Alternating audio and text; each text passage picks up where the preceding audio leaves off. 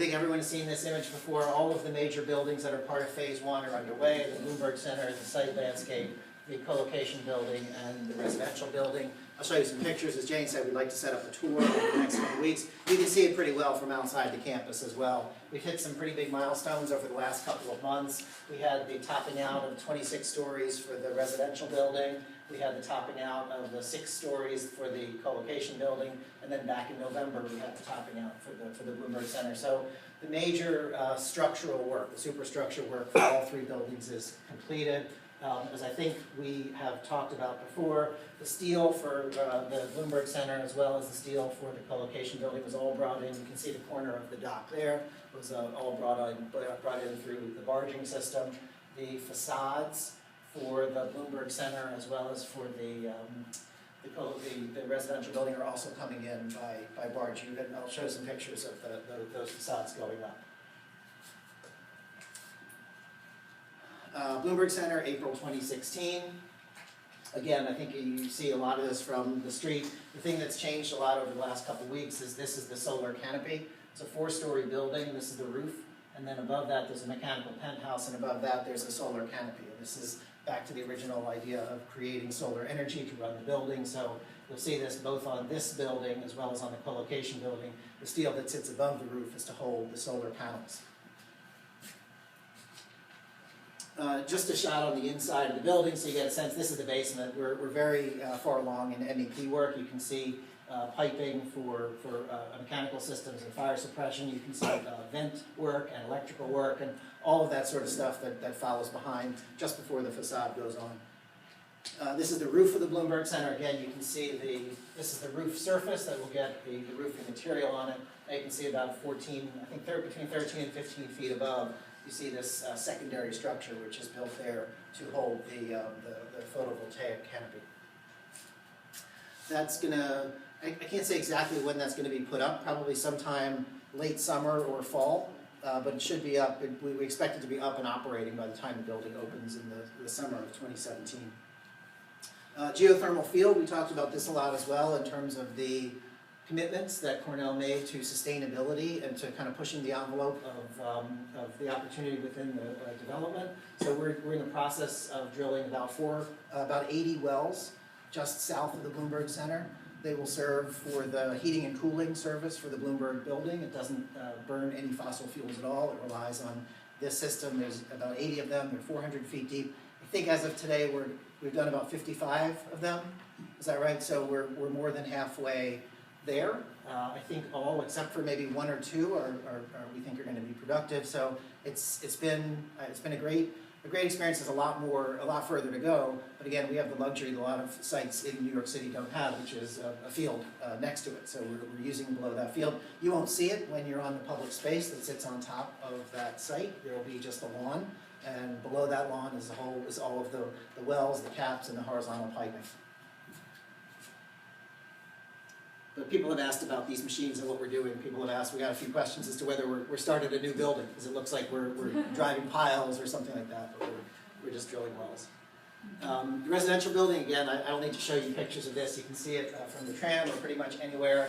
It's all 26 stories have been topped out. You can see the beginnings of the facade panels. These come pre-made from a facility. They're taken in by barge, unloaded, and then the electric crane puts them up into place. As you know, this is the passive house building, so building the facade off-site it has a thickness of about 12 inches, and it's full of insulation. So it's all one kind of a system that gets put together on site. This is actually about a week or 2 ago. They put up the 3rd floor, and I think they're on the 4th floor as of today. You'll see that going up pretty quickly. Co-location building, again, topped out. You can see the steel that sits on top. There's the roof. You can see the steel on top of the roof to accept the photovoltaic canopy. For people who are interested in the engineering of it, there's a cantilever here, a very long cantilever. This is the last piece of structure, and you can see it cantilevers out. I think it's about 50 or 60 feet. With the whole building is this one giant truss. So it allows the architects to develop this really interesting physical structure, but also to create these protected landscapes underneath the building. So it's going to be very exciting. The facade of this is coming in starting in about 2 or 3 weeks, yeah. How many apartments are there on each floor of the residential building?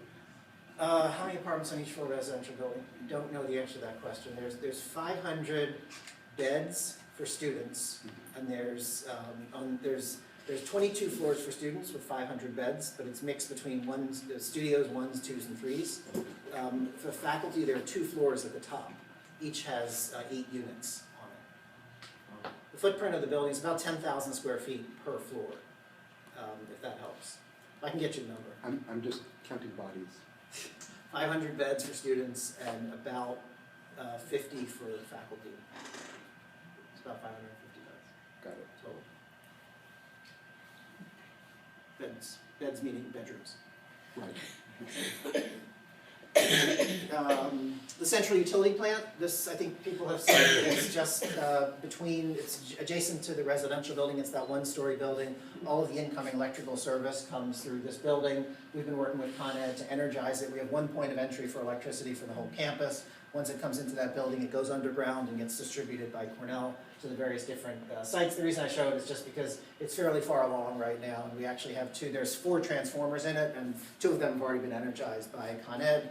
By the beginning of the summer, they'll all 4 be energized, which is what we need in order to start occupying the buildings in the fall and using those systems and testing those systems. And finally, road work. Again, I think I've shown a similar picture to this every time I've been here for the last year or so. This shows the southeast corner of the site. You can see the trenching that's being done and this equipment that keeps the earth where it is so they can put the utilities down the roadway. But you can see they're kind of coming around the last corner, heading from the southwest back up to where the barge ramp is. And once they reach that point, the utility loops will be entirely completed.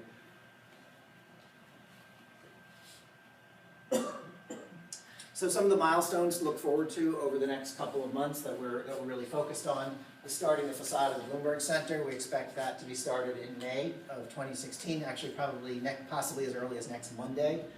Some people may have seen the big trucks coming over by barge that are wrapped in this white plastic. They come, again, it's a fully assembled facade system.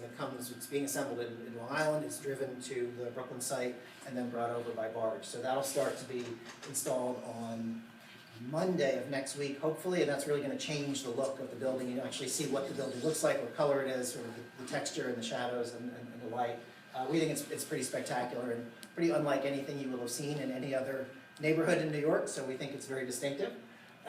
Started the grading at phase 2. Again, as you walk down to the south end of the site, you may have noticed there are very large piles of earth that have been moved from various different places.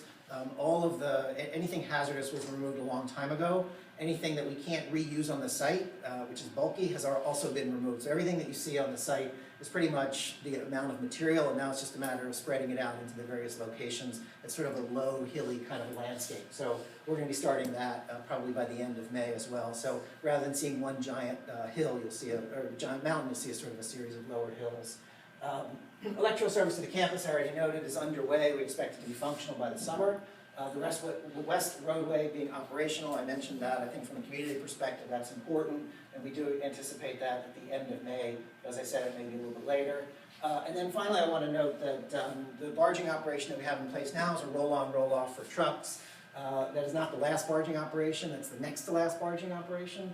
The last one is the bulk soil barging. So in order to provide a cap of clean fill and horticultural soil on top of what's there now. What's there now can be used for a cap, but it's not great for growing things. So we're going to be bringing in horticultural soil to spread on top of all the mounds that we're building, and also on any of the areas where we have plants, and that's all coming in by barge. We expect the beginning of that, and that's going to be Steve, it's a hopper barge. Okay. So it's a hopper barge, so it's not drive on, drive off. They basically come up, it's actually fairly similar to the system that we use for demolition, but instead of coming in containers, you're going to see a big crane that's just going to have a hopper, and it's going to pick up the dirt, and it's going to drop it either into a truck or onto the site where a truck can pick it up, so to be spread out. So anyway, just to note, the barging operation that we have underway now will be ceasing around August, because all of that big material that comes by truck will be done. The facades, steel's done, the facades will be done, and then we'll switch to the last barging operation, which is the